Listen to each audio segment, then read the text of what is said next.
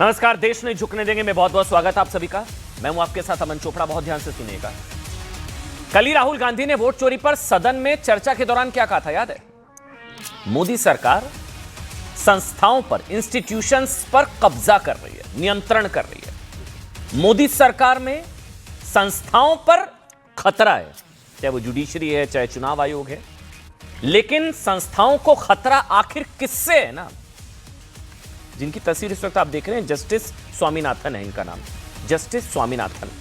वो समझिए, मैं समझाऊंगा। न्यायपालिका, देश का सबसे बड़ा इंस्टीट्यूशन, खतरा किससे है? मैं एक बार सिलसिलेवार तरीके से आपको समझाऊंगा। साल 2018 याद है आपको? सुप्रीम कोर्ट का सबरीमाला केस में प्राचीन हिंदू मंदिर और मान्यताओं के खिलाफ फैसला।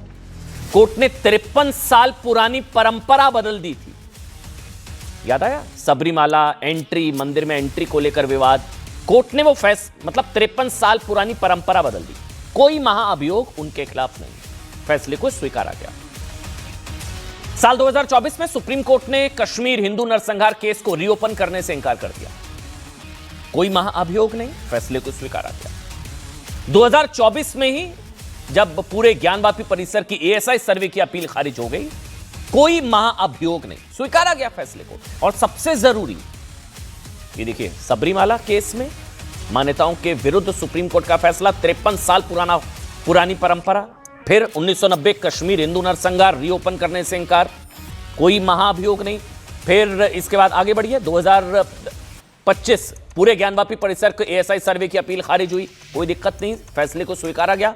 सबसे जरूरी याद है, जब सीजीआई ने भगवान विष्णु पर एक टिप्पणी की थी, बहुत ज्यादा विरोध हुआ था, जाओ अपने भगवान विष्णु से कहो, बड़ा बवाल हुआ था, भावनाएं आहत हुई थी। लेकिन कोई महाअभियोग नहीं, संस्थाओं पर भरोसा। लेकिन अब जो मैं आपको बताऊंगा ना, आपका दिमाग घूम जाएगा। एक मंदिर की पहाड़ी पर दीप जलाने की अनुमति देने वाले जज के खिलाफ कांग्रेस, समाजवादी पार्टी, शिवसेना, उद्धव गुट, डीएमके के नेता ने लोकसभा अध्यक्ष ओम बिरला को जज स्वामीनाथन के विरुद्ध महाअभियोग का नोटिस सौंप दिया है। एक पहाड़ी पर दीप जलाने का फैसला देने की वजह से जस्टिस स्वामीनाथन के खिलाफ देश की कुछ पार्टियों के माननीय सांसद, 100 से ज्यादा सांसदों ने जस्टिस स्वामीनाथन के खिलाफ महाअभियोग प्रस्ताव का नोटिस लोकसभा अध्यक्ष ओम बिरला को सौंप दिया है। दूसरी तरफ और सुनिए, chief justice of India justice Suryakant ने रोहिंग्या और घुसपैठियों के खिलाफ वाले फैसले में कहा था ना, रोहिंग्याओं के लिए रेड कारपेट नहीं बिछा सकते। उनके इस बयान के खिलाफ भी अब उन जज पर हमले शुरू हो गए हैं। इसके बावजूद लोकतांत्रिक संस्थाओं को खतरा मोदी से है। उन लोगों से खतरा थोड़ी ना है साहब, जो रोहिंग्याओं के खिलाफ सुप्रीम कोर्ट की टिप्पणी को लूज कमेंट बताते हैं कि आजकल जज बहुत ज्यादा बोल रहे हैं। आजकल कल्याण बनर्जी टीआरपी बढ़ाने के लिए बयान देते हैं। रोहिंग्याओं के खिलाफ अगर टिप्पणी आई कोर्ट की, घुसपैठियों के खिलाफ, उस जज पर निजी हमले शुरू हो जाते हैं। लोकतंत्र को खतरा उन लोगों से भी नहीं है साहब जो खुद को डिफेंडर ऑफ डेमोक्रेसी कहते हैं। अब ये तस्वीरें देखिए, आप पहचान सकते हैं, अखिलेश यादव हैं, कनिमोई हैं, प्रियंका वाड्रा हैं, ये सारे नेता हैं यहां पर। मद्रास हाई, ये विवाद सुनिएगा, मद्रास हाईकोर्ट दरगाह मंदिर विवाद में हिंदू पक्ष में फैसला दिया तो फैसला देने वाले जज के खिलाफ गठबंधन इन सब ने कर लिया। ये सब जानते हैं क्यों है? लोकसभा अध्यक्ष ओम बिरला को एक जज के खिलाफ महाअभियोग का प्रस्ताव देने के लिए इसमें उद्धव ठाकरे जी के भी हस्ताक्षर, अरविंद सावंत, माफ करिएगा, अरविंद सावंत जो कि उनकी पार्टी के सांसद, उनके भी हस्ताक्षर हैं। उद्धव ठाकरे की पार्टी, मतलब आप समझ सकते हैं। जस्टिस स्वामीनाथन के खिलाफ क्या कहा जा रहा है कि उन्होंने धर्मनिरपेक्षता की उपेक्षा की है। हिंदुओं के पक्ष में उनका फैसला पक्षपातपूर्ण है।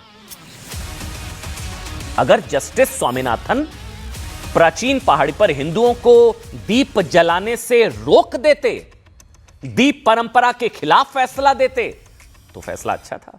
उन्होंने हिंदुओं के पक्ष में फैसला दिया, तो यह आज की बहुत बड़ी खबर है। आप इसको ऐसे समझिए, शायद आजाद भारत के इतिहास में संभवतः पहली बार है किसी जज को अपने एक फैसले के लिए महाअभियोग की धमकियां या उसका प्रस्ताव औपचारिक रूप से देश के चुने हुए सांसदों 100 से ज्यादा सांसदों के हस्ताक्षर के बाद उनको दे दिया गया। मद्रास हाईकोर्ट के जज जस्टिस स्वामीनाथन के खिलाफ विपक्ष क्यों भड़का हुआ है, आप सुनिए। क्योंकि ये पूरा मैं आपको एक बता देता हूं पूरा मामला क्या है, अगर आप तक नहीं पहुंची है खबर। 1 दिसंबर 2024 को उन्होंने एक मामला उनके सामने आया, दरगाह मंदिर विवाद को लेकर था। उन्होंने हिंदुओं के हक में फैसला दिया मेरिट के आधार पर। इस आदेश में कहा था कि मंदिर प्रशासन को पहाड़ी के शिखर पर स्थित प्राचीन दीपातून स्तंभ पर, पहाड़ी के ऊपर स्तंभ पर दीप प्रज्वलन की अनुमति है। इनके खिलाफ लगभग इंडिया अलायंस की सारी पार्टियों ने गठबंधन अब कर लिया है और अब इनके खिलाफ महाअभियोग का प्रस्ताव लोकसभा अध्यक्ष ओम बिरला को सौंप दिया गया है। वहां राज्य सरकार है, डीएमके, हाईकोर्ट के इस आदेश की धज्जियां उड़ा दी, आदेश लागू करवाने से इंकार कर दिया। दीप प्रज्वलन, ये वो तस्वीरें भी हम लेकर आए आपके लिए। इसके बाद हाईकोर्ट ने हिंदू पक्ष के 11 लोगों को सीआईएसएफ की सिक्योरिटी में दीप जलाने के आदेश दिए। कहते हैं हिंदू राष्ट्र। आरोप है कि स्टालिन सरकार के आदेश पर हिंदुओं को पहाड़ी पर चढ़ने से रोक दिया गया और आदेश की अवमानना या अवज्ञा से नाराज कोर्ट ने कहा अगर कोर्ट के आदेश का पालन नहीं करना लोकतंत्र के लिए खतरा है और यह लोकतंत्र के अंत के संकेत है, इससे लोकतंत्र खतरे में नहीं आएगा। मतलब आप ऐसे समझिए, कोर्ट ने एक तरह से कहा कि अदालत के आदेश की अवमानना लोकतंत्र की हत्या है, लेकिन खुद को लोकतंत्र और संवैधानिक अधिकारों का चैंपियन मानने वाले सांसद जज स्वामीनाथन को दबाव में लाने की कोशिश कर रहे हैं। प्रियंका गांधी, ये देखिए, अखिलेश यादव, ए राजा, कनिमोझी, गौरव गोगोई समेत 100 से ज्यादा सांसद इन जज साहब के खिलाफ महाअभियोग लाना चाह रहे हैं, महाअभियोग का प्रस्ताव। इन्होंने हिंदुओं के पक्ष में फैसला दिया। जस्टिस स्वामीनाथन, मैं इनके बारे में रिसर्च कर रहा था, मुझे पता लगा 52,094 फैसले सुना चुके हैं साहब, जज साहब 52,000 केसेस में फैसला सुना चुके हैं। लेकिन इनके खिलाफ महाअभियोग की तैयारी। जस्टिस स्वामीनाथन से फैसले से नाराज पार्टियों में कांग्रेस है, समाजवादी पार्टी है, आम आदमी पार्टी है, लेफ्ट है, डीएमके, और शिवसेना, यूबीटी, उद्धव गुट और एनसीपी के सांसद हैं। अब आप समझिए, इससे पहले कब विपक्ष और इकोसिस्टम, याद है इलाहाबाद हाईकोर्ट के जज जस्टिस शेखर के खिलाफ महाअभियोग लाने की कोशिश कर चुका है। अच्छा, यह आज मामला संसद में भी उठा। अमित शाह ने आज क्या कहा, ध्यान से सुनिएगा इस मसले को लेकर। अमित शाह ने आज सदन में इस मुद्दे को लेकर क्या कहा, सुनिए। आजादी के इतने साल में नहीं हुआ है मान्यवर कि कोई जज एक जजमेंट दे तो जज के खिलाफ इंपीचमेंट लेकर आते हैं। शेर अपनी वोट बैंक को एड्रेस करने के लिए इंपीचमेंट लेकर आते हैं मान्यवर, और ये सारे ने तो साइन कर दिया, साथ ही साथ उद्धव जी ने भी साइन कर दिया। वो किस मानसिकता के साथ ये काम कर रहे हैं। वहाँ सदियों से सांप्रदायिक सौहार्द है। जब दरगाह पे मेला होता है तो हिंदू जाते हैं और जब ये दिए जलते हैं तो मुसलमान आते हैं। वहाँ कोई झगड़ा ही नहीं है। आप क्यों झगड़ा पैदा कर रहे हो भाई, वहाँ कोई झगड़ा ही नहीं था। सब पहाड़ी के दीप पर, पहाड़ी के स्तंभ पर दीप प्रज्वलन से सौहार्द खतरे में है। लेकिन आज सवाल हमारा यह है कि क्या सरकार के खिलाफ या हिंदुओं के खिलाफ फैसला देने से न्यायपालिका को निष्पक्ष माना जाएगा, और क्या हिंदू हित में दीप जलाने का फैसला देने वाले जज पर महाभियोग लाने और रोहिंग्या के खिलाफ टिप्पणी करने वाले जज पर हमला करना, इससे क्या लोकतंत्र मजबूत होगा? इसी पर हम बात करेंगे। हमारे साथ राधिका खेड़ा जी आपको नजर आ रही हैं, भारतीय जनता पार्टी का पक्ष रखेंगी। किशोर तिवारी, क्योंकि आज अमित शाह ने उद्धव ठाकरे से भी सवाल पूछा, आपने भी साइन कर दिए साहब, उनसे भी सवाल पूछेंगे आज। अश्वनी उपाध्याय सुप्रीम कोर्ट में वरिष्ठ अधिवक्ता है, क्योंकि घुसपैठियों और रोहिंग्याओं के खिलाफ एक बड़ी लड़ाई आप लड़ते हैं, आपका स्वागत। शाहिद अली साहब मेरे साथ है, सुप्रीम कोर्ट में वरिष्ठ अधिवक्ता हैं। शाहिद भाई, आपका बहुत बहुत स्वागत, आप सबका स्वागत। लेकिन सबसे पहले मैं शुरुआत जो है एक बार शाहिद अली से करना चाहूंगा। शाहिद अली, 2 प्रकरण मैंने बताए हैं, मुझे अगर गलत करिएगा, मैं सही हूं। रोहिंग्याओं के लिए रेड कारपेट बिछा दें, यह टिप्पणी सीजेआई ने की, उन पर हमले। दूसरा, हिंदुओं के पक्ष में दीप जलाने का फैसला देने वाले जस्टिस स्वामीनाथन, उनके खिलाफ महाअभियोग लाने का प्रस्ताव। न्यायपालिका को क्या खतरा है, और अगर खतरा है तो फिर किससे है? शाहिद अली साहब। मनोज काका भी जुड़ गए। मनोज भाई, बहुत बहुत स्वागत आपका। शाहिद अली जी, सर आप अनम्यूट कर लीजिए, मेरे ख्याल से आप म्यूट है। यस, हाँ, जो please। आधी बात होती है ना, वो मेरे ख्याल है वो बड़ी खतरनाक सी हो जाती है। जो दीप जलाने वाली बात है, वो बताइए ना कि उसके पीछे प्रकरण पूरे का पूरा क्या है। वहां पर एक दरगाह है, वो दरगाह के पास में आप दीप जलाने का, और ये जो ऑर्डर है, बेसिकली वहां के सौहार्द को बिगाड़ने वाली जो चीजें हैं, उसमें स्टेट ने अपील फाइल करी, ऑनरेबल सुप्रीम कोर्ट ने उस अपील को एडमिट भी किया है। तो ये ऐसी बात नहीं है जिस तरह से बताया जा रहा है कि साहब वो तो पहाड़ी पर दीप जलाने की बात थी। पहाड़ी पर दीप जलाइए सर, यही तो हमारे देश का कानून है, हमारे देश का संविधान है। लकुम दीनुकुम वलिय दीन, आपका दीन आपको मुबारक, हमारा दीन हमें मुबारक। यही तो है हमारे देश का संविधान भी, कि साहब सबको धर्म की आजादी है, वो अपने धर्म को आज माने, बड़ी खुशी से माने, क्या दिक्कत की बात है किसी को भी। लेकिन मेरी मस्जिद में आके, मेरी दरगाह में आके, मेरे उसमें क्यों भाई, या मैं आपके मंदिर में आके क्यों करूंगा।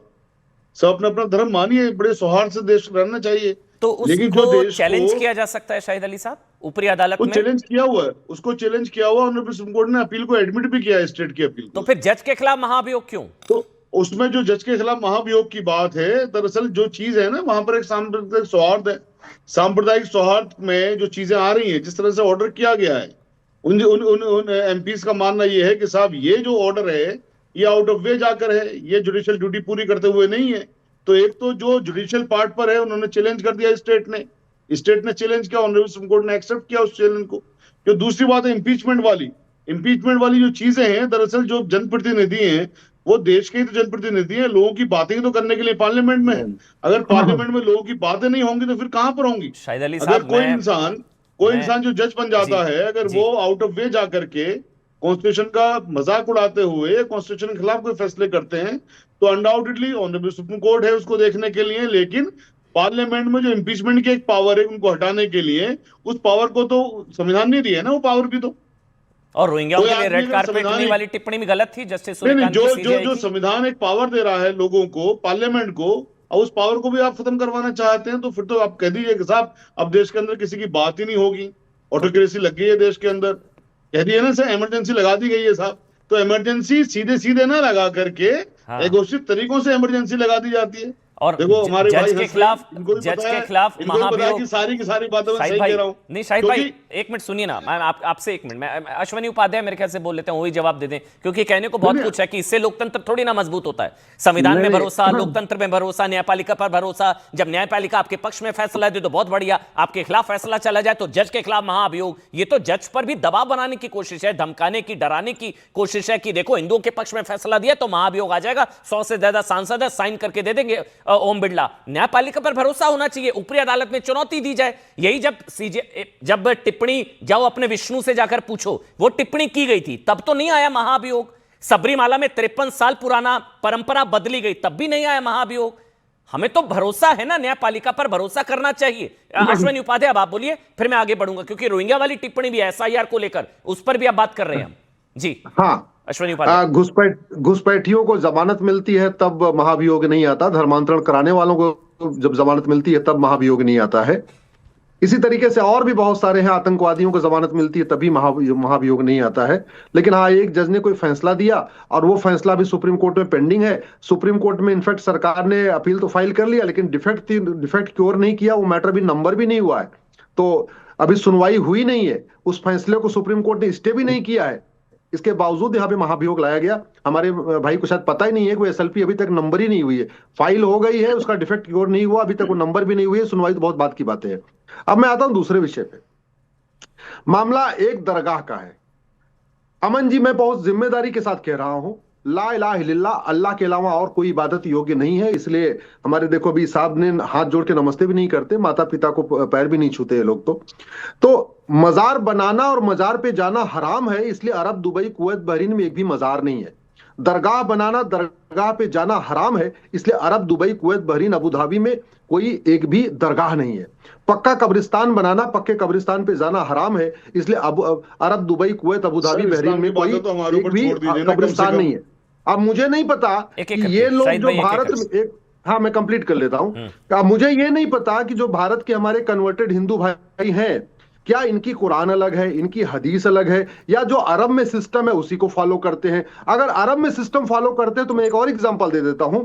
G20 का सम्मेलन हुआ, सारे के सारे राष्ट्राध्यक्ष महात्मा गांधी जी के समाधि स्थल राजघाट गए, लेकिन अरब के सुल्तान MBS जो मॉडरेट भी है वो वहां नहीं गए, क्योंकि गांधी जी के समाधि स्थल पे जाते तो उनका ला इलाहा इल्लल्लाह, अल्लाह के अलावा और कहीं से झुकना नहीं है, वो उनका कॉन्सेप्ट डिस्टर्ब हो जाता है, इसलिए वो राजघाट नहीं गए। ये मैं आपको हकीकत बता रहा हूं, बाकी मैं ज्यादा जानकार नहीं हूं, जितनी मैंने प्रैक्टिकली सुना है वहां के लोगों से वो बता रहा हूं। जी, मैं माफी के साथ आपको यहाँ एक बार मैं रोकूंगा, मैं धर्म पर बहस कर ही नहीं रहा हूं, इनका धर्म क्या कहता है मैं उस पर, मैं तो न्यायपालिका पर कर रहा हूं। मुझे ये बताइए, अगर न्यायपालिका हिंदुओं के खिलाफ फैसला देगी तभी निष्पक्ष है? बस सीधी सी बात इस पर कर लेते हैं ना, न्यायपालिका पर। तो न्यायपालिका पर भरोसा कब, न्यायपालिका निष्पक्ष कब? हिंदुओं के खिलाफ फैसला तभी निष्पक्ष। टॉपिक पे रहते हैं, मैं आपको बता पर क्या बहस करनी है? हाँ जी, हाँ, तो न्यायपालिका की बात आपको बता दूं। घुसपैठिया 12 जून 75 को इलाहाबाद हाईकोर्ट ने इंदिरा गांधी जी का वोट चोरी के चक्कर में उनका जब उनका सांसदी उनकी रद्द कर दिया, वो सुप्रीम कोर्ट आई।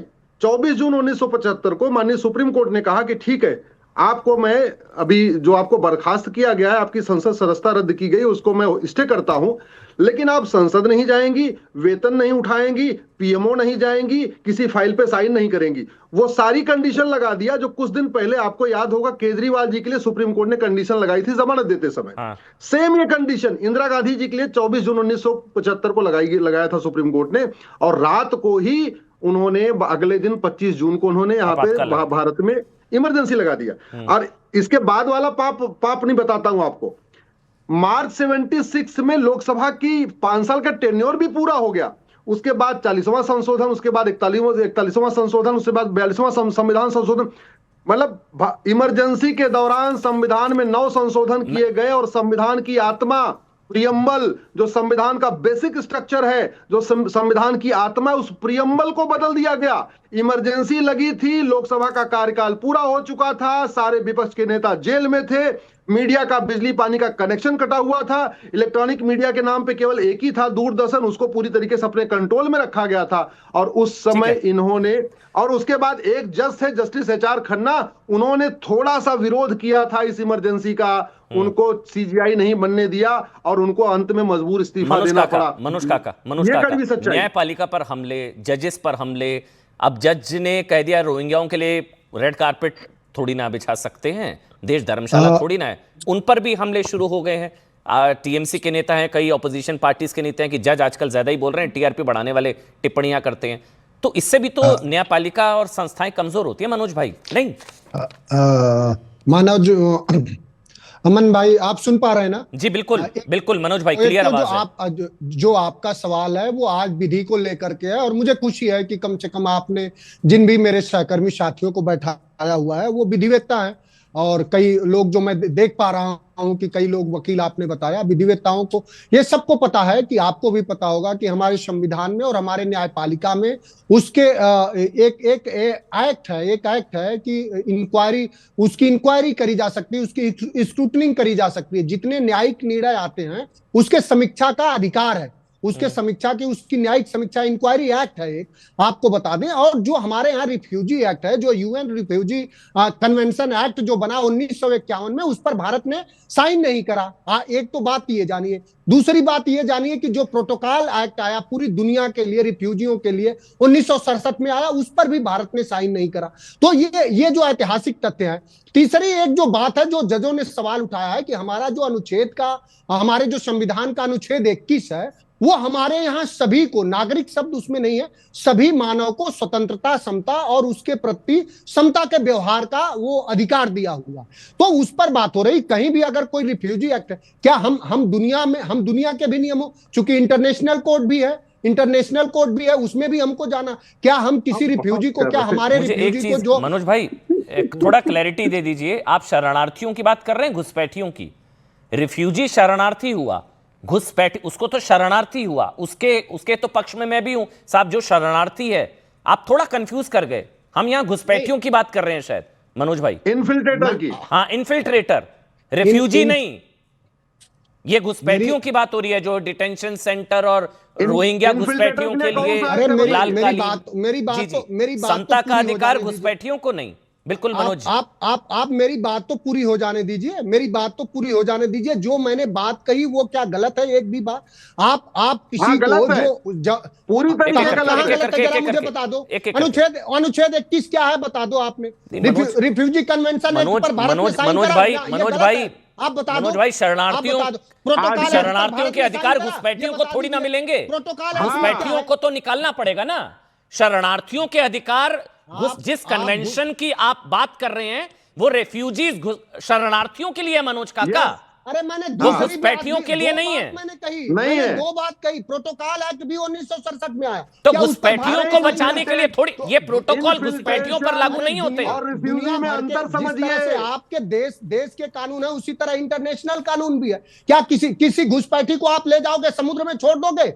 आपको इतनी चिंता क्यों है घुसपैठियों की? ह्यूमन राइट्स क्या कहता है? बिल्कुल, अरे उनको समुद्र में छोड़े, देश कहीं छोड़े, आपको चिंता क्यों है उनकी इतनी? अरे कैसी बात कर रहे हो? घुसपैठियों की चिंता है आपको? हमें बिल्कुल चिंता नहीं है। हमें अपने देश के प्रतिष्ठा की भी चिंता है कि नहीं है? हमें अपने न्यायिक व्यवस्थाओं की चिंता है कि नहीं है? घुसपैठिया क्या होता है? हम दुनिया में क्या तालिबान होके जाना चाह रहे हैं? एक मिनट मनोज काका, मनोज भाई, मनोज काका, आप अपने घर पे इस वक्त, एक मिनट रुकिए, आप अपने घर पर है मनोज भाई, मेरे ख्याल से वहां से लाइव दे रहे हैं। आपके घर में कोई भी ऐसा शख्स काम करता है जिसके डॉक्यूमेंट्स पूरे ना हो, और आप किसी घुसपैठियों को अपने घर में जगह देंगे क्या? ये आइडेंटिफाई करने का काम हमारा है, इसी तरह वो आइडेंटिफाई करने का काम आप किसी घुसपैठियों को अपने घर में जगह देंगे क्या? आप क्या देश के आपका सवाल मैं पूरा समझ रहा हूं। अब मेरी बात, क्योंकि देश हमारा घर है, हम अपने घर में नहीं घुसने देते घुसपैठियों को। भाई आपका नाम अमन है और आप व्यग्र इतना ज्यादा हो रहे हैं। अरे थोड़ा तो दायरे का परिचय दीजिए। आपका नाम कितना सुंदर रखा हमारे अंकल आंटी ने, आप इतना व्यग्र क्यों हो रहे हैं? आप मेरी बात तो सुन लो। क्या देश बताइए, घुसपैठिया शरणार्थी अंतर आप जानते कि नहीं जानते? जो स्वघोषित विश्व गुरु बन रहे हैं, उनको आप ये बता रहे हो कि 12 साल से देश की सीमाएं सुरक्षित है, हम सब भारतीय है मनोज भाई। आप, मैं, किशोर तिवारी, हम सब भारतीय मनोज भाई। हमारे घर में कोई सांप आ जाता है ना, सांप, उसको दूध नहीं पिलाते, उसको बाहर निकालते हैं घर से। तो ये घुसपैठिए सांप है। तो जो सांप आप समझिए ना, ये घुसपैठिए सांप है और कुछ नहीं है। जो सांप ये आपके घर में घुसा है और घर ले आने का प्रबंधन किया है, जिसकी जिम्मेदारी है गेटमैन की, जिसकी दरबारी की, अगर वो सांप को आने देता है तो सांप से बड़ा सांप वो है। तो उस पर सवाल पूछिए ना, मैं अग्री हूं आपसे, मैं अग्री हूं। किसकी जिम्मेदारी थी कि देश की तरह सुरक्षित रहे? वो पूछिए आप। सांप से सहानुभूति मत दिखाइए, सुनेंगे नहीं। सांप से सहानुभूति मत सुनाई दिखाइए, बस मुझे वो आपत्ति थी। राधिका खेड़ा बार बार बहस वहीं लौट कर आती है। राधिका खेड़ा जी, मनोज भाई अब आगे बढ़ने दीजिए।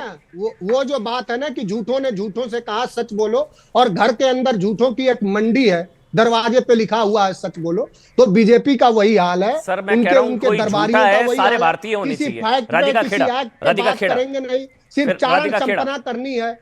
ठीक है, राधिका खेड़ा हर बार सवाल यही पलट कर आ जाता है, इतने घुसपैठिए हैं, आए कैसे, घुसे कैसे? यही मनोज काका बार बार पूछ रहे हैं, इतने हैं, ये हैं, वो हैं, तो फिर आए कैसे, घुसे कैसे? सभी को नमस्कार और अमन जी बहुत बहुत बधाई। आपका शो वापस शुरू हुआ। आपका शो वापस शुरू कर हुआ, इसके बहुत खुशी है। चल ही रहा था। डिबेट में वापस आपके साथ जुड़ के अच्छा लग रहा है। लेकिन अगर आपको याद हो, कुछ ही दिन पहले प्रधानमंत्री जी ने संसद में एक बात बताई थी कि जो कांग्रेस है वो आज सिर्फ कांग्रेस नहीं रह गई है, एमएमसी, मुस्लिम लीग माओइस्ट कांग्रेस बन चुकी है। और यह भी बताया कि कांग्रेस के अंदर एक वायरस है जो आज भी उनके डीएनए में है, और वो है तुष्टीकरण का, जिसका उदाहरण आपने शो की शुरुआत में उस फोटो में देख लिया जहां पे प्रियंका गांधी खड़ी हुई थी। क्यों खड़ी हुई थी? क्योंकि देश के एक जज ने हिंदुओं के फेवर में अपना डिसीजन दे दिया। अब देखिए ना कितनी तकलीफ हो रही है, चाहे उद्धव ठाकरे हो। उद्धव ठाकरे साहब का तो भैया उनके पिताजी की आत्मा को शांति मिले, लेकिन वो अभी उनकी आत्मा तो तड़प रही होगी देख के कि उनका बेटा क्या कर रहा है। प्रियंका वाड्रा से तो हमें पता ही है, उन लोगों को तकलीफ है। जब भी हिंदुओं के लिए कुछ होता है तो ये लोग आके खिलाफ खड़े हो जाते हैं कि भैया हिंदुओं के लिए कैसे फेवर हो सकता है, मुसलमानों के फेवर में जजमेंट आएगा तो बिल्कुल ठीक है, सब कुछ न्यायपूर्ण हो रहा है। लेकिन जैसे ही इस देश के हिंदुओं के लिए कुछ भी हो जाएगा, प्रियंका गांधी, राहुल गांधी बिल्कुल बिफर जाएंगे। और बाकी लोग तो डीएमके के तो हम जानते ही हैं, वो तो लगातार कह चुके हैं, कांग्रेस के साथ अलायंस की सरकार है तमिलनाडु में, और उनका स्टैंड बहुत साफ है कि हिंदुइज्म एक बीमारी है, हिंदुत्व एक बीमारी है, कीड़े हैं, इनको मार दिया जाना चाहिए, खत्म कर दिया जाना चाहिए। और यही स्टैंड कांग्रेस के राष्ट्रीय अध्यक्ष मल्लिकार्जुन खड़गे के बेटे का भी है, जो एक मंत्री भी है। तो इसमें कोई नई बात नहीं है। और कितना ये लोग न्यायाधीश को मानते हैं या कोर्ट को मानते मानते हैं, हाथ में राधिका, संविधान जो घुमाने मनोज ने से पूछा उसका ये नहीं जवाब हो दीजिए जाता ना। है कि आप चीजों को मारते हैं। जो मनोज ने पूछा जवाब दीजिए उस ना। पे आएंगे। ये जो अरे सांप ये है, तो कुछ भी- घुसपैठी है, आ कैसे गए? उस पे भी आएंगे। दरबान कौन है, कहां से आ गए, अगर आपको कैसे घुस याद गए? होगा, आज से बहुत साल पहले 2014-15 की बात है, शायद 2014 नहीं, सॉरी, आज से जब कांग्रेस की सरकार बनी थी यूपीए की, तो उनका दूसरा साल चल रहा था, 20 साल हो गए होंगे अमन जी। तो ममता बनर्जी जी, जो इंडी ठगबंधन की एक बहुत महत्वपूर्ण मेंबर हैं, अखिलेश यादव जी की पार्टी और उनके पार्टी के अच्छे संबंध हैं, तो ममता बनर्जी जी ने उस समय कांग्रेस की सरकार, यूपीए की सरकार जब थी, तो स्पीकर के ऊपर बहुत सारे कागज लेके फेंके थे, खूब चीखी थी, खूब चिल्लाई थी और कहा था मैं अपना इस्तीफा दे रही हूं क्योंकि इस देश में घुसपैठी है। और ये वाला मुद्दा जो आज हम कह रहे हैं, अब वो कहती है मैं देखती हूं कि घुसपैठी बाहर कैसे जाएंगे, और इतना लंबा, इतनी चीजें बताई काका साहब ने यहाँ पे कि ऐसा कर दिया, वैसा कर दिया, इतना मेरे को समझ नहीं। आज हमने संसद में भी देखा, जब गृह मंत्री बोल रहे थे, तो जब बात हुई घुसपैठियों को बाहर भगाने की, तो पूरा की पूरा ऑपोजिशन वॉकआउट कर गया। इनको तकलीफ राधिका, मैं एक मिनट आ रहा हूं, एक बड़ी खबर आ रही है घुसपैठियों के खिलाफ। अमित शाह ने एक बड़ा बयान दिया, मैं एक मिनट के लिए रोक रहा हूं। अमित शाह ने बड़ा बयान दिया है, उन्होंने कहा कि घुसपैठी तय नहीं करेंगे पीएम कौन होगा, सीएम कौन होगा। ये बड़ी खबर है, बड़ा बयान है अमित शाह का। उन्होंने कहा कि घुसपैठी तय नहीं करेंगे पीएम सीएम कौन होगा, एसआईआर से घुसपैठियों को बाहर किया जाएगा। सुप्रीम कोर्ट के फैसले से एसआईआर हुआ। अमित शाह, टीएमसी घुसपैठियों की तरह बोलेगी तो साफ हो जाएगी, घुसपैठी तय नहीं करेंगे सीएम कौन होगा, पीएम कौन होगा। सुनाइए क्या कुछ कहा अमित शाह ने।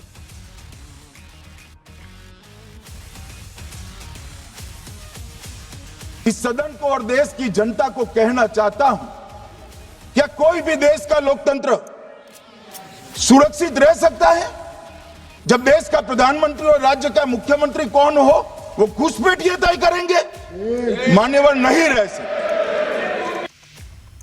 तो घुसपैठी तय नहीं करेंगे सीएम कौन होगा, पीएम कौन होगा। मुमताज भाई, घुसपैठी तो नहीं करेंगे ना तय, या करना चाहिए उन लोगों को?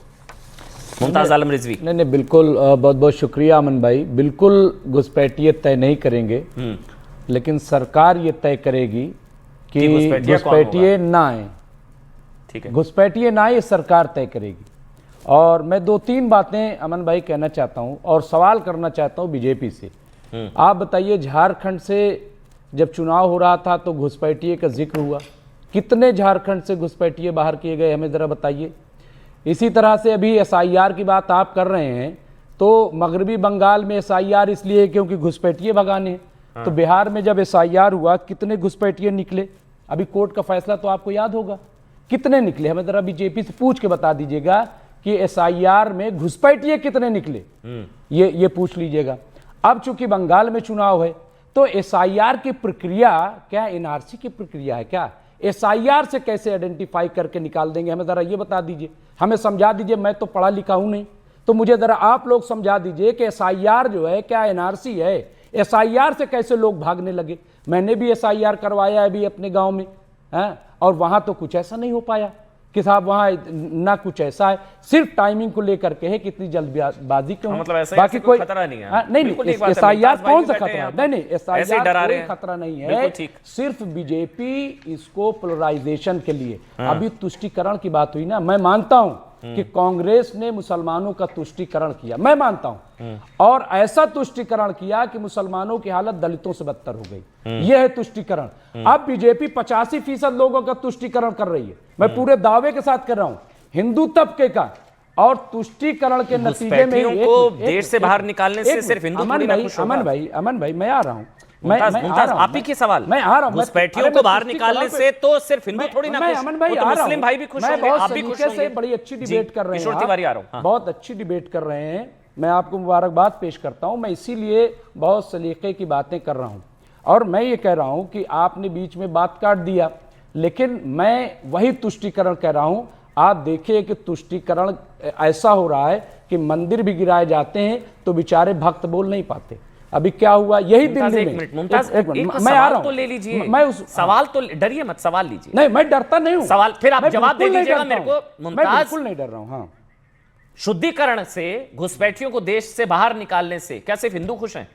नहीं हम कह रहे हैं कहाँ निकाल रहे हैं, सवाल नहीं, तो तो ये फिर है। आपने बोला कि निकाल सिर्फ हिंदू कहाँ खुश, रहे हैं? हिंदुओं का नहीं, तुष्टीकरण कैसे? मैं अपीजमेंट आप की नहीं बात कर चाहते रहा हूं। तुष्टीकरण, मैं- आप नहीं, नहीं चाहते घुसपैठिए देखिए, बाहर जाएं, तो आपका भी बात तुष्टीकरण यही कर रही है है, सरकार। यही अपीजमेंट है कि कैसे सरकार appeasement हुई भाई? डंके तो बजाती है कि साहब मैं ये कर रहा हूं, लेकिन वो करती नहीं है। अच्छा, करती नहीं, मैं ये जब कह रहा हूं, करती है 12 तो साल की फिर सरकार हुई, जब 12 करती सरकार की हुई, है एक तो उनके भी वकील 12 खड़े हो साल की जाएंगे। सरकार मुमताज हुई। भाई, अभी एक एक जज ने बोला, सुनिए, एक जज ने बोला जस्टिस सूर्यकांत हाँ। कि घुसपैठ मतलब घुसपैठियों के लिए लाल कालीन बिछा दें। हाँ। उन जज पर हमले शुरू हो गए हैं। अच्छा, आपको क्या जूता लग रहा किसने मारा है? था? आपको क्या लग नहीं, रहा है? जूता किसने अरे तो उछाला उसकी था? तो सबने निंदा नहीं, करी। जूता किसने अरे उछाला उसकी था? तो सबने निंदा भाई करी। इसकी कौन हिमायत कर रहा है? हाँ, तो उसकी तो सबने मैं निंदा कह रहा करी, हूं, जज के खिलाफ महाभियोग। लेकिन एक जज को क्या, जब वो कोई बात कह रहा है तो कम से कम जो हिंदुस्तान की परंपरा वो तो है, रोहिंग्या के खिलाफ कह रहा है ना। जो वासुदेव कुटुंबकम का नहीं, नारा वसुधैव है, कुटुंबकम का अहिंसा मतलब वो परमो नहीं है, धर्म का धर्मशाला नारा है। नहीं एक है। मिनट, नहीं। देखिए हमारे देश की गरिमा है, हमारे चलिए, ठीक है। देश की किशोर तिवारी, किशोर तिवारी, एक भगवान कमेंट आपका, राम फिर मैं का आप- कृष्ण शाहिद का भाई देश आ है। रहा हूं, शाहिद अली मैं इसलिए आपके ये पास आ बात रहा कही जा रही हूं। है। किशोर तिवारी, आप आपसे समझिए तो ये एक मिनट, जजेस एक के मिनट, खिलाफ मैं जो दो तीन बार- जो लोग, एक मेरी मिनट आ रहा बात हूं, एक मिनट आपके पास आऊंगा, दोबारा लौट के आऊंगा। एक कमेंट बहुत मेरी जरूरी है। बात ही नहीं किशोर हो तिवारी बहुत देर से वेट कर रहे हैं, आप अपनी बात को आपने अच्छे से रखा, लेकिन किशोर तिवारी आपसे सवाल तो आज गृह मंत्री अमित शाह ने भी पूछ लिया। ये जिस जज ने हिंदुओं के पक्ष में फैसला दिया दीप जलाने का, उस जज के खिलाफ महाअभियोग का प्रस्ताव, और उसमें शिव आपकी पार्टी के भी साइन। तिवारी जी, नहीं, ये देखो, ये जरा गंभीर प्रश्न है। ये महाभियोग भी बहुत गंभीर है। मैंने अश्विनी को भी सुना और साजिद को भी सुना। मुझे भी जब शिवसेना जो हिंदू पार्टी है वो जब सिग्नेचर करती है तो सवाल तो उठेंगे। लेकिन अश्विनी जी, मैं उसके भी बाहर जाके बोलता हूँ। दुनिया के अंदर जहां सबसे ज्यादा हिंदू है, 12 साल हो गए, मोदी जी ने इसे पहले हिंदू राष्ट्र डिक्लेयर करना था। अब बात ऐसी है, अब मैं मुद्दे की बात कर रहा हूं कि दुनिया में सबसे ज्यादा मुस्लिम संप्रदाय के लोग हैं और धर्म और संप्रदाय को अपन मिला देते, तो क्या हम 44 करोड़ जो मुसलमान भारत में हैं उनको सेकेंडरी सिटीजन का ये देंगे? और ऊपर से मैं अश्विनी उपाध्याय की इस बात से सहमत हूं, अमन चोपड़ा, की एसएलपी लिस्ट भी नहीं हुआ। एसएलपी पे सुप्रीम कोर्ट ने डिसीजन नहीं लिया। तो आपको क्या लग रहा है, ये सोनिया गांधी के दबाव में साइन किए आप लोगों ने? राहुल गांधी कांग्रेस के दबाव में आप लोगों को साइन करने पड़े? क्योंकि आप कह रहे हैं कि आप भी हैरान हैं इस फैसले से। हिंदुओं के पक्ष में फैसला, पहाड़ी के स्तंभ पर दीप जलाने का हिंदुओं के पक्ष में फैसला जिस जज ने दिया, ये इतिहास में लिखा जाएगा प्रभु। उस जज के खिलाफ महाअभियोग शिवसेना उद्धव गुट चाहता है। एक मुझे पूरा बोलने देना। एक मैं बोलता हूं, सूफी संतों के मजार पे हिंदू मुसलमान सभी लोग भारत में फूल भी चढ़ाते हैं, चादर भी चढ़ाते हैं, और वहां पर अगर कोई पता है और कोई दीप स्तंभ के लिए लिटिगेशन हाईकोर्ट तक पहुंचा है, तो ये सारा अनफॉर्चुनेट है। लेकिन नहीं, अनफॉर्चुनेट है या दबाव में है? सोनिया जी, राहुल जी सेकुलर दिखने के चक्कर में कांग्रेस के दबाव में उद्धव ठाकरे साइन हुए अरविंद सावंत द्वारा।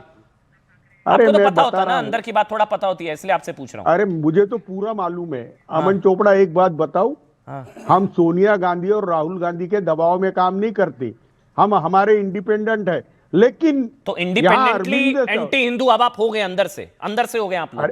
अरे नहीं, हमारे उद्धव जी कल इस पर ऑफिशियल बयान भी देने वाले हैं। लेकिन मैं कहता हूं, भारत के अंदर ये हिंदू राष्ट्र मोदी जी डिक्लेयर करे और हिंदू की प्रायोरिटी भी डिक्लेयर करे, लेकिन उसी वक्त यहाँ दूसरे संप्रदाय ये वैसे बस एक फिर शाहिद भाई आपके पास आ रहा हूँ, राधिका जी आपके पास आ रहा हूँ। ये जो घुसपैठियों को बाहर निकालने का जो ऑपरेशन चल रहा है यूपी में, खासकर डिटेंशन सेंटर वगैरह, मनोज काका बताएंगे उसको बेहतर, ये सब ठीक है ना? इसके तो साथ है ना आप लोग? नहीं, जो भारत के नागरिक नहीं है उनको भारत के बाहर निकालना अमेरिका में चल रहा है, भारतीयों को निकाल तो के मानवता वगैरह जो मनोज भाई कह रहे थे, मानवता हमारा भी एक पक्ष है, हमें तालिबान थोड़ी ना दिखना है, जो जिन लोगों का कलेजा मुंह को आ रहा है, दिल पसीज रहा है, वो सही है? अरे अमन मेरी बातों से मत पचाओ। समाजवादी पार्टी अभी 39 लेके आई है, 39 मेंबर ऑफ पार्लियामेंट, और उसको वो जो पार्टी का लीडर बोलता है वो वजन रखता है। लेकिन मैं एक बात कह रहा हूं, थोड़ी ना लाई है। घुसपैठियों के खिलाफ, घुसपैठियों पर एक्शन से किसी को टेंशन होती है, सही या नहीं? बस आप बेबाक राय रखते हैं ना, इसलिए जल्दी से मैं शाहिद अली आ रहा हूं मैं और मनोज भाई आ रहा हूं। ये देखो वुमन राइट एक्टिविस्ट हूं, और बर्मा में जो हालात बने थे, जिस वजह से स्पेस पैसेज लेके ये रोहिंग्या यहाँ आए हैं, हाँ। उनकी कोई हालत बहुत ठीक नहीं है, लेकिन उसके लिए अरे इंटरनेशनल ठीक नहीं है क्या? आपका भी ऐसा कलेजा मुंह को आ रहा है, आपका भी इतना मानवीय पहलू, ये सब धर्मशाला थोड़ी ना है हमारा क्यों घर। गए थे? हमारा घर कोई धर्मशाला थोड़ी ना है। कितने आतंकी हमलों में रोहिंग्या का कनेक्शन निकल कर आया, फिर कहां जाते हैं आप लोग? अरे अमन में बताऊंगा, ये रोहिंग्या, ये घुसपैठी है, इनको बाहर निकालना चाहिए मेरे ख्याल से। अब मनोज भाई जो यूपी में चल रहा है उसकी तो एक मिनट, जो मनोज भाई यूपी में चल रहा है वहां तो कुछ ज्यादा ही सख्ती चल रही है। 17 मंडल, वहां पर डिटेंशन सेंटर, गोरखपुर वाली तो तस्वीरें देखी हमने, रैन बसेरे को कन्वर्ट भी कर दिया गया है। वहां तो एकदम युद्ध स्तर पर ऑपरेशन टॉर्च भी चल रहा है, शायद रात के वक्त भी टॉर्च में ढूंढे जा रहे हैं सारे घुसपैठिए, नहीं मनोज भाई? हाँ, ये ठीक बात कह रहे हैं कि यहाँ घुसपैठिए टार्च से ढूंढे जा रहे हैं, और यहाँ सरकार भी ट्रिपल इंजन की है। हर जो महानगर पालिकाएं हैं उसमें भी जो मेयर हैं वो भी भारतीय जनता पार्टी के हैं। तो अब ये उत्तर प्रदेश के मुख्यमंत्री जी ने, ये उत्तर प्रदेश समेत पूरे देश को, उत्तर प्रदेश के मुख्यमंत्री योगी आदित्यनाथ जो 18 पेपर लीक कराने वालों को नहीं पकड़ पाए, जो लगातार यहाँ कोडीन से जो हजारों बच्चों की देश भर में जान चली गई उनको नहीं पकड़ पाए, बालू माफियाओं, खनन माफियाओं को, फूड में तमाम तरह के विषाक्त पदार्थ मिलाने वालों को नहीं पकड़ पाए, अब वो टार्च लेके घुसपैठिया ढूंढ रहे हैं। और वो ये बता रहे हैं कि जो हम 2022 में जिसने हमारा चयन किया, तो हमारा चयन उत्तर प्रदेश के नागरिकों ने नहीं बल्कि घुसपैठियों ने कर दिया है। जो 24 में देश के प्रधानमंत्री जी बने हैं उनका चयन उत्तर प्रदेश में, जो बनारस से देश के प्रधानमंत्री जी का निर्वाचन हुआ है सांसद के तौर पर, उनको घुसपैठियों ने चुना है। तो अब आप देखेंगे ये जो बात मनोज है भाई, ऐसे तो पता है आज अमित शाह ने बताया 30 चुनाव आप लोग भी जीते हैं, 30 चुनाव, 30 2014 से 2025। तो अगर वाकई इतनी ज्यादा गड़बड़ी वोटर लिस्ट में, इतना ज्यादा बवाल था जो राहुल जी पीसी करते हैं, परमाणु बम वगैरह, उन्होंने पूछा आप लोगों को सबको इस्तीफा दे देना चाहिए, फिर आकर बात करनी चाहिए ये। मनोज भाई देखिए अमन, जो अमित शाह बोल रहे थे सरासर झूठ बोल रहे थे, क्योंकि अमित शाह जी का इतिहास हम आप सब जानते हैं। अमित शाह जी दो बात कह रहे थे। एक तो उन्होंने कहा कि election commission, SIR election commission का, जो लोग कानून जानते होंगे वो जानते होंगे कि एसआईआर अगर इलेक्शन कमीशन का है तो देश के नागरिकों की नागरिकता सिद्ध करने का काम और घुसपैठिया को आइडेंटिफाई करने का काम इलेक्शन कमीशन का नहीं है, गृह मंत्रालय का होता है, ये आप भी जानते होंगे। तो अमित शाह झूठ बोल रहे थे। एक तरफ तो ये कह रहे हैं कि एसआईआर से देश के नागरिकता साबित होगी। अच्छा, ये इंपॉर्टेंट है। एक मिनट, एक बड़ी खबर है, एक मिनट में आपके पास आ रहा हूं। ये मनोज काका जो सवाल उठा रहे हैं वो हम बताएंगे, लेकिन एक बहुत बड़ी खबर आ रही है। मुर्शिदाबाद में बाबरी मस्जिद की नींव रखे जाने के विरोध में मध्य प्रदेश में जबलपुर में टॉयलेट का नाम बाबरी टॉयलेट रख दिया गया है। ये जबलपुर से पहले कल भोपाल में भी ऐसा हुआ था, और अभी अभी खबर मिल रही है, तस्वीरें भी आ गई हैं। टॉयलेट पर बाबरी शौचालय के, ये देखिए आप, बाबरी शौचालय के पोस्टर चिपका दिए गए हैं। दरअसल हिंदू संगठनों के इस बाबर विरोधी अभियान की शुरुआत यूपी के आगरा से हुई थी, फिर ये अब जबलपुर तक पहुंच गया मामला। सबसे पहले बाबरी शौचालय बनवाने का ऐलान हुआ था, हिंदूवादी संगठन भड़के हुए हैं, बाबरी मस्जिद बन सकती है तो शौचालय के बाहर ये बाबरी शौचालय वगैरह लिख दिया गया। आगरा में भी ये देखिए आप, बाबरी शौचालय बनाने का ऐलान।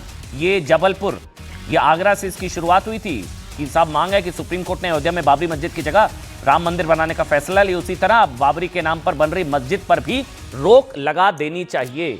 ये जगह जगह इस तरह के पोस्टर जो हैं वो लगाए गए हैं। शाहिद अली, और एक मिनट शाहिद अली का रुक कर लेते हैं। शाहिद अली साहब, जो मनोज काका कह रहे हैं, आपको भी ऐसा ही लगता है कि ये एनआरसी जैसा है? जो सबसे ज्यादा आपत्ति मुझे नजर आ रही है, जो फिर अश्विनी उपाध्याय, राधिका जी जवाब दीजिएगा, कि ये एनआरसी इससे इक्वेट किया जा रहा है एसआईआर को, कि नागरिकता तय की जा रही है। ये तो वोट अधिकार तय करने का माध्यम है, नागरिकता तय करके देश से निकालने वाला चुनाव आयोग कौन होता है? शाहिद अली। नहीं, एसआईआर के माध्यम से तो सरकारें चुराई जा रही हैं।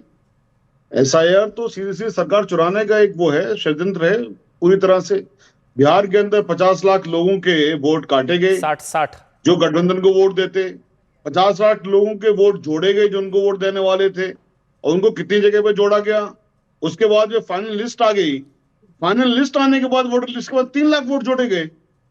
सेक्शन 18 पीपल्स रिप्रेजेंटेशन एक्ट कहता है कि साहब कोई अगर किसी का नाम डिलीशन हो गया है, ऐड हो गया, कुछ हो गया, गलती हो गई है, उसको सुधार लेंगे, फाइनल लिस्ट आ जाएगी। फाइनल लिस्ट के बाद में कुछ नहीं होगा। बिहार में फाइनल लिस्ट के बाद में अमन भाई 3 लाख वोट जोड़े गए, वोट खरीदी योजना बनाई गई। आप तो आप तो ये सुप्रीम सरकार कोर्ट चुराने में की योजना वकील है। हैं, सुप्रीम एसआईआर, कोर्ट में। मैं कह रहा हूं एसआईआर सरकार चुराने की सुप्रीम कोर्ट ने योजना है। वैलिडेट किया एसआईआर, अगर मैं गलत नहीं हूं तो सुप्रीम कोर्ट ने इसको कॉन्स्टिट्यूशनल और एसआईआर वैलिडेट बनाई किया किसने है। है? सुप्रीम SIR कोर्ट ने इसको बनाई वैलिडेट किसने? किया है। नहीं, एसआईआर बनाई किसने है और एसआईआर के जरिए काम क्या किए जा रहे हैं? 50 लाख लोगों अमन के जी, वोट नाम काट दिए, उसमें अमन जी, बता दिए। आ रहा हूं अश्वनी भाई, और आ रहा दूसरी हूं। बात, वो 50 लाख जिन लोगों के वोट के नाम काटे गए, वो 50 लाख कौन से डिटेंशन सेंटर में है? ये भारतीय जनता पार्टी के यहाँ प्रवक्ता बैठे हुए, बता दें कहां पर उनको रख दिया 50 लाख को? 50 लाख तो यानी कि नहीं, मेरे ख्याल से ये थोड़ी सी क्लैरिटी आपको देना जरूरी है शाहिद भाई। ऐसा नहीं है, ऐसा नहीं है। सुन लीजिए, उसमें कितने लोग मृत हैं, उसमें अलग आंकड़ा है। जिन लोग शिफ्ट हो गए हैं उनका अलग आंकड़ा है, जो माइग्रेट हो गए उनका अलग आंकड़ा है। अमन भाई, 50 उसमें ये लाख नहीं में है से कि कम से कम 1 लाख तो घुसपैठिए सारी आए डिटेलिंग है होंगे। उसकी, उसमें अच्छा, सारी 1,000 डिटेलिंग तो आए है। होंगे। नहीं, उस पर तो अच्छा, सुप्रीम 1,000 कोर्ट ने तो घुसपैठिए वैलिडेट आए किया ना। होंगे। सुप्रीम कोर्ट ने अच्छा, वैलिडेट उनमें किया। 100 तो घुसपैठिए आए होंगे। अमन जी, 100 तो घुसपैठिए आए अमन जी, होंगे। ये ठीक है, अश्वनी उपाध्याय और राधिका खेड़ा, अश्वनी हाँ। उपाध्याय और राधिका खेड़ा दोनों दीजिए जवाब, शाहिद अली के सवाल और यहाँ हाँ। मुमताज भाई के सवाल। मनोज भाई के भी बताइए भाई। देखिए, ये नागरिकता तय SIR करने का ये नागरिकता तय करने का हथियार है क्या एसआईआर? और एसआईआर और एनआरसी? मैं फिर राधिका जवाब दे खेड़ा। देता हूं। हाँ, पहले अश्विनी। हाँ, मेरी पीआईएल अमन जी एसआईआर को लेकर सुप्रीम कोर्ट में चल रही है। माननीय सुप्रीम कोर्ट ने मेरी पीआईएल पे केंद्र सरकार, इलेक्शन कमीशन, सभी राज्य सरकारों को नोटिस जारी किया है और मैंने उसमें यह भी मांग किया है कि एसआईआर हर 5 साल में होना चाहिए, प्रत्येक राज्य में होना चाहिए, रेगुलर इंटरवल पे होना चाहिए। ये नहीं कि एक बार 2002 में कर दिया फिर 2025 में हो रहा है, ये बंद होना चाहिए, हर 5 साल पे होना चाहिए। तो ये तकलीफें अगले 5 साल के बाद ये रोना फिर से शुरू होता रहेगा, हर 5 साल में होता रहेगा। अब मैं आता हूं विषय पे। पहली वोट चोरी तो तब हुई थी जब टोटल 15 वोटर थे। 15 वोटर मैं में उधर से नहीं जा रहा हूं, मैं अश्विनी भाई उधर नहीं। मेरे को ये बताइए, नागरिकता तय करने का हथियार एसआईआर, हाँ या ना? वो कह रहे हैं कि भाई चुनाव आयोग कौन होता है? नागरिक तय करने वाला और भेज देने वाला। मैं बता रहा हूं, रिप्रेजेंटेशन ऑफ पीपल एक्ट पढ़ लीजिए, भारत का संविधान पढ़ लीजिए। भारत में इलेक्शन कमीशन के पास 2 काम है, पहले वोटर लिस्ट बनाना, फिर चुनाव कराना, फिर वोटर लिस्ट बनाना, फिर चुनाव कराना। वोटर लिस्ट बनाने के लिए कानून ये कहता वोटर लिस्ट बनाने के लिए कानून कहता 3 कंडीशन होनी चाहिए। पहला ही कंडीशन है कि भारत का नागरिक हो, दूसरी कंडीशन है वो 18 साल की उम्र पूरा कर चुका हो, और तीसरी कंडीशन है वो उसी क्षेत्र में रहता हो। यानी अमन चोपड़ा, शाहिद जी या मुमताज जी, ये इलेक्शन कमीशन देखेगा कि भैया आप भारतीय हो कि नहीं हो, आप 18 साल के पूरे हो गए हो कि नहीं हो गए हो, और आप उस क्षेत्र में रहते नहीं हो। तो ये तो पहला काम ही उसका देखना। हाँ, वो देश से बाहर नहीं निकाल सकता, इलेक्शन कमीशन केवल इतना काम कर सकता है, वोटर लिस्ट से आपका नाम डिलीट कर सकता है। और इसीलिए बिहार में 65 लाख लोगों का नाम कटा, और वो जो 65 लाख लोगों का नाम कटा उसमें से 65 व्यक्ति भी, उसमें से 65 लोग भी बाहर नहीं आके बोले कि मेरा नाम गलत काटा गया। बिल्कुल। राधिका खेड़ा, ये एनआरसी की एक्सरसाइज चल रही है एसआईआर के बहाने, और चुनाव आयोग नागरिकता थोड़ी ना तय करेगा। सबसे पहले तो शाहिद अली यहाँ पे बिहार की बात कर रहे थे। शाहिद अली को बता दूं, जो टॉप 5 सीट्स थी बिहार में जिसमें सबसे ज्यादा नाम कटे थे, उसमें से एक किशनगंज थी जिसमें कांग्रेस जीती, एक और सीट थी उसमें भी कांग्रेस जीती। उसमें लगातार जो ये बार बार उठा रहे हैं तो ये लोग जीते। फिर आते हैं तेलंगाना में। तेलंगाना में 22 लाख वोट कटे थे, आपको याद होगा मन जी। 22 लाख वोट कट करने के बाद वहां पे किसकी सरकार बनी? कांग्रेस की सरकार बनी। सरकार बनती रेवंत रेड्डी ने तालियां बजाई थी और कहा था वाह, ऐसा इलेक्शन कमीशन हो ही नहीं सकता। कर्नाटक में जिस दिन राहुल गांधी अपनी शायद सेकंड पीसी कर रहे थे, वो पीसीओ पे चर्चा चाहते हैं तो मैं ही उनके साथ कर लेती हूँ, गृह मंत्री जी तो छोड़े, इनको करने की जरूरत ही नहीं है। जब राहुल गांधी अपनी प्रेस कॉन्फ्रेंस कर रहे थे कर्नाटक के मुद्दे को लेकर, उसी दिन एक कोर्ट का फैसला आया और कांग्रेस की एक सीट का चुनाव रद्द हुआ था। क्यों? क्योंकि वहां पे भी वोट चोरी थी। जहां जहां वोट चोरी होती है, जहां जहां गड़बड़ी होती है, वहां कांग्रेस जीती होती है। और एसआईआर क्या कर रहा है? उत्तर प्रदेश का एक एग्जाम्पल देती हूँ क्योंकि वहां पे एसआईआर चल रहा है। रामपुर की एक खबर आई थी हाल ही में 2 दिन पहले। वहां पे एक महिला है नूरजहां, जिसने क्या किया, जब वहां पे बीएलओ गए तो उसने गलत फर्जी साइन करके ये दिखा दिया कि उसके 2 बेटे यहां रहते हैं जो यहां कई सालों से आए नहीं है, रहना तो बहुत दूर की बात है, दूसरे कंट्री के सिटीजन है। तो ऐसे लोगों का नाम कटना जरूरी है जो ना यहां रहते हैं ना यहां से उनका कुछ लेना देना है। क्यों भाई उनका नाम होना चाहिए? क्यों उनके पास वोटिंग राइट्स होनी चाहिए? और ये बोल रहे थे, यहाँ पे एक प्रवक्ता बात कर रहे थे कि कौन चला गया। ऐसी रोज खबरें आ रही हैं अखबार में में 500 Bangladeshi fleeing Bengal over SIR fears stuck on zero line। ऐसी हर रोज किसी ना एक अखबार में आती है, इतने लोग भाग गए SIR के डर से। मनोज भाई, ये तो बंगाल में तो भीड़ लगी पड़ी है। बंगाल में तो देखिए बॉर्डर पर बड़े पड़े हैं, जो कुंडली मारकर बैठे थे 10-10, 15-15 साल से। मनोज भाई, ये सारे भाग तो रहे हैं, सब भाग। ये भगदड़ क्यों मच रही है? अगर नहीं है घुसपैठ, ये तो भगदड़ क्यों है मनोज भाई? देखिए, कई खबरों पर तो अमन भाई ये कहा जा सकता है कि लश्कर भी तुम्हारा है, सरदार भी तुम्हारा है, तुम झूठ को सच लिख दो, अखबार भी तुम्हारा है। तो खबरें तो ऐसी भी आ रही थी कि हम लोग पूरा आधा पाकिस्तान हम लोग कब्जा कर लिए थे, लाहौर में हम लोगों ने झंडे फहरा दिए थे। अरे तस्वीर तो भी खबरें कुछ मनोज बहुत भाई, दरबारी तस्वीरें होते भी हैं, हैं, उनको घुसपैठी खबरें है, दिखाना भगदड़ पड़ती है, है। क्योंकि नहीं, दरबारी दूसरी दरबारीगिरी से तरफ है। कई लोगों के घर द्वार चलते हैं तो वो करता है। चलिए। कल लोग जो दूसरे का गाना गा रहे थे, आज यहाँ गाना गा रहे थे। कल राहुल